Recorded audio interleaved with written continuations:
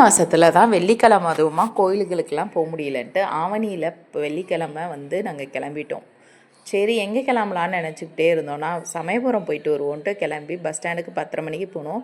Trichy bus ஸ்டாண்டுக்கு 12:30க்கு போய் இறங்கினோங்க. அங்கே பார்த்தோம்னா புது பஸ் ஸ்டாண்டில் கீழெல்லாம் பஸ் இல்லையாங்க, மாடியில் போய் ஏறினா தான் பஸ் தான். அதுவும் பார்த்திங்கன்னா எக்ஸ்கலேட்டர்லாம் வச்சுருந்தாங்க.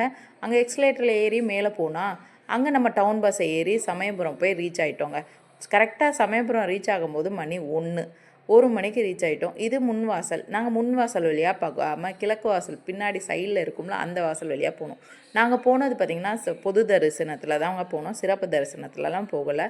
கூட்டம் கம்மியாக இருந்துச்சு. அங்கே போயிட்டுருக்கும்போது ஒரு இடத்துல பிரசாதம் கொடுத்தாங்க. அந்த பொங்கலையும் வாங்கி சாப்பிட்டுட்டு அப்படியே மூவ் பண்ணிட்டோங்க.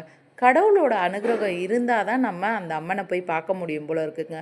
நேற்று எனக்கு அந்த கடவுளோட அனுகிரகம் இருந்திருக்கும் போல இருக்குது. அதனால தான் நான் போய் அம்மனை பார்க்க முடிஞ்சது. கிட்டத்தட்ட 3 வருஷத்துக்கு முன்னாடி நான் சமயபுரம் போனதுங்க, நடந்து போனது. அதுக்கப்புறம் நேற்று தான் நான் அம்மனை போய் பார்த்தேன். எனக்கு ரொம்பவே சந்தோஷமாக இருந்தது.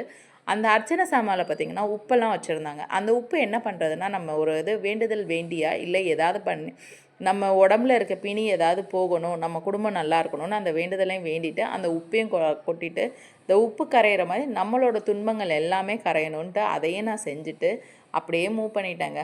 மூவ் பண்ணி அந்த இடத்துல ஒரு இடத்துல தேங்காய்லாம் உடைச்சி அர்ச்சனை பண்ணி பார்த்தோம்னா உள்ளே போனோடனே சாமியெல்லாம் ஃபோட்டோ எடுக்கக்கூடாதுல்ல, அதனால் வெளியில் இருக்க அம்மனை அப்படியே ஒரு ஃபோட்டோ எடுத்துகிட்டு அந்த இடத்துல இருந்து கொஞ்சம் நேரம் தியானம் பண்ணிவிட்டு அப்படியே புளி சாதத்தை ஒன்று வாங்கி சாப்பிட்டுட்டு வெளியில் ஒரு செல்ஃபியும் போட்டுட்டு கோபுரத்தெல்லாம் வீடியோ எடுத்துட்டு ரொம்பவே நிகழ்ச்சியாக இருந்ததுங்க.